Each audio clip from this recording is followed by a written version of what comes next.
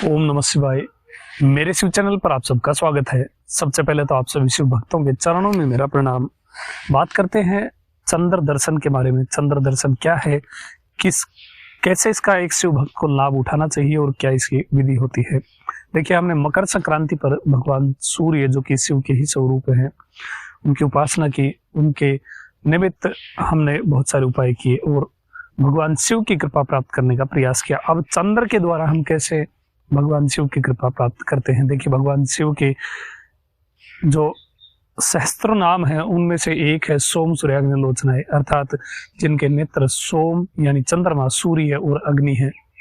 अब सूर्य के बारे में हमने बात कर ली। सूर्य का मंत्र भी आप सभी शिव भक्तों को प्राप्त है कि कैसे किस मंत्र से शिव स्वरूप सूर्य को अर्घ्य प्रदान करना चाहिए। बात करते हैं चंद्र दर्शन के बारे में। चंद्र दर्शन क्या होता है? चंद्र दर्शन अर्थात चंद्रमा का दर्शन, किंतु हर वक्त नहीं, महीने में केवल एक ही दिन, और उस एक दिन में भी कुछ घंटा, शायद 1 घंटा और कुछ मिनट ही हमें प्राप्त होते हैं। ये जो टाइम पीरियड होता है, इसी में चंद्र दर्शन करना चाहिए। इससे बहुत सारे लाभ होते हैं। ये समय कब आता है, इसके बारे में क्या विधि है, किस प्रकार से चंद्र दर्शन करना चाहिए, इस पूरी डिटेल के साथ हम ये बातें जानेंगे। देखिए, चंद्र दर्शन कब होता है? चंद्र दर्शन होता है अमावस्या के बाद जो पहला चंद्रमा उदित होता है, उसे चंद्र दर्शन कहा जाता है। भगवान शिव के अनेक स्तोत्र आप सभी शिव भक्तों ने पढ़े होंगे। शिव पुराण में भी देखा होगा कि भगवान बाल चंद्रमा को धारण करते हैं। चंद्रमा के अनेक स्वरूप, देखिए, कलाओं के साथ चंद्रमा बढ़ता जाता है, पूर्णिमा को पूरा चंद्र हो जाता है, किंतु भगवान उस चंद्र को धारण नहीं करते हैं। भगवान केवल जो द्वितीय का बाल चंद्र होता है, केवल उसी को ही धारण करते हैं मस्तक पर। और वही आप जितने भी प्रकार के भगवान के जो विग्रह होते हैं, उसमें उस बाल चंद्रमा को ही देखते हैं, ना कि पूर्ण चंद्रमा को। ये जो बाल चंद्रमा होता है, ये द्वितीय को उदय होता है। जब अमावस्या खत्म होती है, उसके बाद प्रतिपदा, कभी कभी ऐसा होता है कि प्रतिपदा को चंद्रमा दिख जाता है, नहीं तो ये द्वितीय को ही दिखता है, या फिर कभी कभी द्वितीय भी पार कर देता है। ये काल गणना के अनुसार ये एक पैटर्न होता है, जिसके अनुसार चंद्रमा उदय होने का पता लगाया जाता है। चंद्र दर्शन से क्या होता है? मान लीजिए जो अमावस्या गई, उसके बाद जो द्वितीय आई, उस पर हमने चंद्र दर्शन किया, तो इससे क्या लाभ होगा? इससे देखिए, पहले आपको बता दूं कि जो द्वितीय का जो चंद्रमा है, उसका यदि कोई दर्शन करता है, अमावस्या के बाद का जो चंद्र दर्शन का विधान है, उसमें यदि कोई चंद्र का दर्शन करता है, केवल दर्शन करता है, तो उसे साक्षात शिव के दर्शन का पुण्य प्राप्त होता है। वो एक ऐसा टाइम पीरियड होता है जो चंद्रमा भगवान अपने जटाओं में धारण करते हैं, वही चंद्रमा उस समय आकाश में उदित होता है, वही एग्जैक्ट स्वरूप होता है। इसलिए इस स्वरूप के दर्शन हमें हर एक शिव भक्त क्या, हर एक जो इस सनातन धर्म में उत्पन्न हुआ है, उसके लिए विधान वर्णित है कि चंद्र का दर्शन अवश्य ही करना चाहिए। बहुत सारे राज्यों में नए चांद की राम राम कहा जाता है, नए चंद्रमा की राम राम कहा जाता है। उत्तर भारत में बहुत सारी जगह और दक्षिण भारत में बहुत जगह ये चीज फॉलो होती है। वहां तो बड़े रीति रिवाज के साथ दर्शन किया जाता है।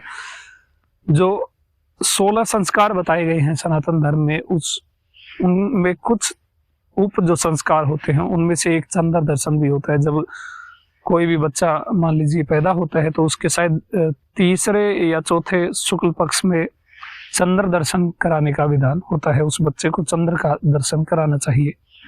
चंद्र शीतलता का कारक है, भगवान शिव के जटाओं का आभूषण है।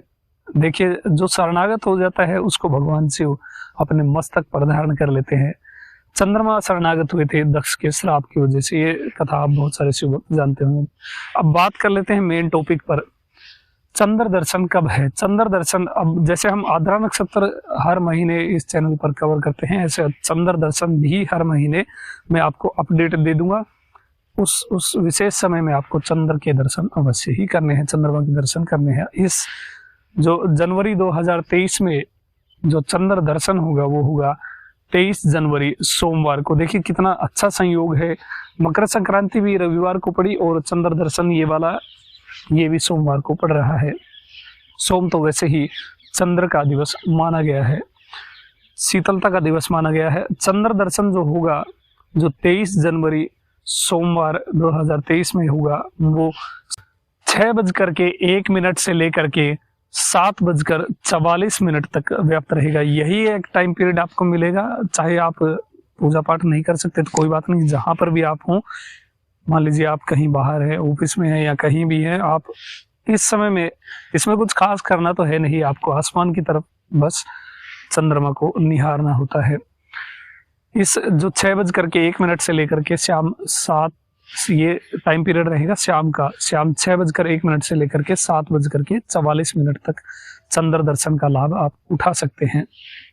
जो शिव भक्त कुछ विशेष करना चाहते हैं तो उनके लिए बता दूं कि आप चंद्रमा को अर्घ्य प्रदान कर सकते हैं। एक लोटे में आप जल भर लीजिए, उसमें थोड़ा सा दूध डाल लीजिए, अक्षत यानी चावल डाल लीजिए, एक पुष्प डाल लीजिए और फिर चंद्रमा को अर्घ्य प्रदान कर सकते हैं। नमः शिवाय मंत्र से भी कर सकते हैं, या फिर जो भी आपको भगवान शिव का जो मंत्र आपको प्रिय लगता हो उससे भी आप चंद्रमा को अर्घ्य प्रदान कर सकते हैं।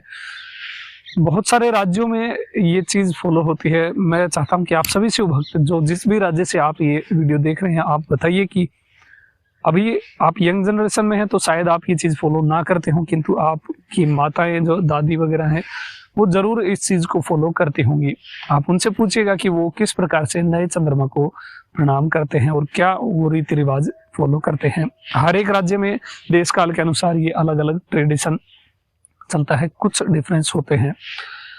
चंद्र दर्शन का एक और जो साइंटिफिक या फिर अपनी हेल्थ के लिए जो बेनिफिट है वो ये है कि आप यदि चंद्र दर्शन करते हैं, जो ये, क्योंकि इस चंद्रमा को आसमान में देख पाना, ढूंढ पाना उस समय बहुत कठिन होता है, बहुत ही मुश्किल से ये दिख पाता है, इसलिए सभी प्रयास करिए। और यदि आप उस पे स्टेयर करते हैं, मान लीजिए आप उसे लगातार अपने नेत्र उस चंद्रमा पर लगा कर रखते हैं, एक टक उसे देखते हैं, तो ये आपकी नेत्र ज्योति भी बढ़ाता है, आपके जो आंखों की रोशनी है वो भी से तेज होती है। जिस प्रकार से सूर्य दर्शन का जो प्रातः काल में महत्व है, उसी प्रकार से इस चंद्र दर्शन का भी महत्व है, और ये आपकी आंखों की रोशनी के लिए बहुत इम्पोर्टेंट होता है। चंद्रमा तो हमेशा ही कवियों का और जो रचना करने वाले लोग होते हैं उनके लिए बहुत इम्पोर्टेंट सब्जेक्ट हुआ है। चकोर से भी इसे जोड़कर देखा जाता है। रामचरितमानस में भी बहुत सारी चीजें चंद्रमा से उपमाएं की गई हैं।